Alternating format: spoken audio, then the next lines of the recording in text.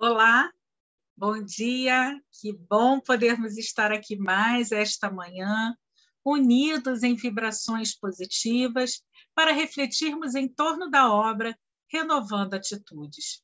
Nesta manhã, eu os convido para que juntos possamos refletir sobre o capítulo 7, que tem como título Eu Não Merecia. E esse capítulo ele vai ser embasado no capítulo 5, no item 3 do Evangelho segundo o Espiritismo, em que tem como temática o porquê de alguns de nós nascermos na miséria e outros na opulência. Então, revisitando o Evangelho, nós vamos encontrar assim: por que uns nascem na miséria e outros na opulência, sem nada terem feito para justificar essa posição? Porque para uns nada dá certo, enquanto para outros tudo parece sorrir. As vicissitudes da vida têm, pois, uma causa, e uma vez que Deus é justo, essa causa deve ser justa. Eis do que cada um deve compenetrar-se bem. E aí, diante disso, Hamed nos leva a refletir sobre a nossa responsabilidade diante da nossa própria vida. Assumir total responsabilidade por todas as coisas que acontecem em nossas vidas, incluindo nossos sentimentos e emoções, é um passo decisivo em direção à nossa maturidade e crescimento interior. Há pessoas que têm a tendência de acusar a própria vida, as pessoas, a sociedade, o mundo, enfim, né? E essa tendência, ela é muito antiga. Muitos de nós crescemos aprendendo a raciocinar assim, censurando a tudo e todos, sem examinar o nosso próprio comportamento, que é aquilo que realmente vai decidir a vida em nós e também fora de nós. A gente assimila o mito do vitimismo nas mais remotas religiões politeístas, que foram vivenciadas por nós em várias existências, quando aqueles deuses, que eram temperamentais, nos premiavam ou castigavam de conformidade a decisões arbitrárias. Por termos sido espécies de vítimas nas mãos dessas divindades, é que passamos a usar técnicas para apaziguar essa ira divina, comercializando mesmo favores com oferendas a Júpiter no Olimpo, a Netuno nas atividades do oceano, a Vênus nas áreas afetivas e a Plutão, deus dos mortos e dos infernos. Aprendemos a justificar com desculpas perfeitas os nossos desastres de comportamento, dizendo que fomos desamparados pelos deuses, que a conjunção dos astros não estava propícia, que a lua era minguante e que nascemos com uma má estrela. Ainda muitos de nós acreditamos ser vítimas do pecado de Adão e Eva e da crença de um Deus judaico que privilegia um povo e despreza os outros, surgindo assim aquela ideia da hegemonia divina das nações. As pessoas que acreditam ser vítimas da fatalidade vão ter a tendência de apontar o mundo exterior como culpado dos seus infortúnios. Recusam conseguir ali estabelecer uma conexão entre o seu modo de pensar e esses acontecimentos exteriores. São influenciados por essas velhas crenças que nós citamos e, com isso, se dizem prejudicadas pela força dos hábitos, pelas cargas genéticas e pela forma como foram criadas, com isso justificando não serem ou fazerem aquilo que gostariam.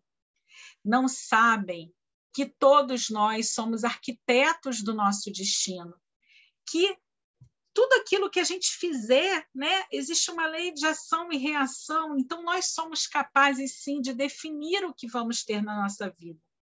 Quando nós assumimos essa postura de vítimas, nós vamos nos sentir impotentes, indefesas, em face de um destino que nos parece cruel. Sem força, a gente se sente incapaz de mudar. E, repetidas vezes, a gente consegue escutar nessas pessoas que têm um comportamento vitimista, assim: mas eu não merecia isso, a vida é tão injusta comigo, sem que essa pessoa se dê conta de que o seu jeito de ser é que materializa pessoas e situações em sua volta. Muitas pessoas ainda defendem os seus gestos e atitudes infelizes dizendo assim: ai, meus problemas são causados por meu lar. Ah, os outros sempre se comportam assim comigo. E desconhecem que as causas dos nossos problemas estão em nós, né? Que quando nós renascemos, nós vamos atrair situações para que nós possamos aprender a resolver nossos conflitos. Os nossos comportamentos interiores é que vão modificar o comportamento dos outros para conosco. Se nós somos constantemente maltratados, é porque nós estamos constantemente nos maltratando e maltratando alguém. Ninguém pode nos fazer agir de determinada maneira sem que a gente esteja conivente com isso, sem que a gente permita.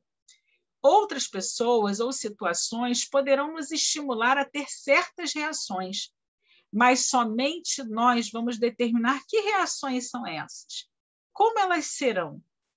As formas pelas quais reagimos, elas foram moldadas pelas experiências em várias vidas e sedimentadas pela força de nossas crenças interiores, mensagens que estão ali marcadas na nossa alma.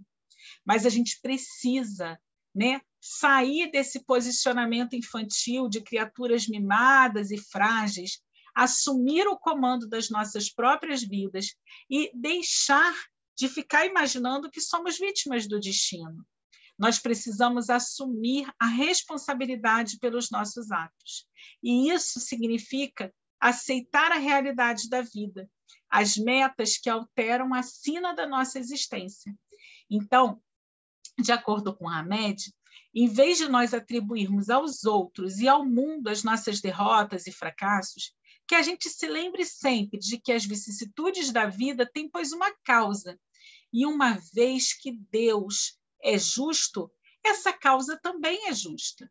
Que nós possamos entender que todos nós fomos criados simples e ignorantes e recebemos livre-arbítrio para nos desenvolvermos e evoluirmos. E cabe a nós as escolhas que nos farão progredir, que nos farão crescer. Ninguém pode ter o poder de tirar a nossa paz interior, a não ser que a gente permita que nós possamos ter serenidade e equilíbrio em nossas decisões.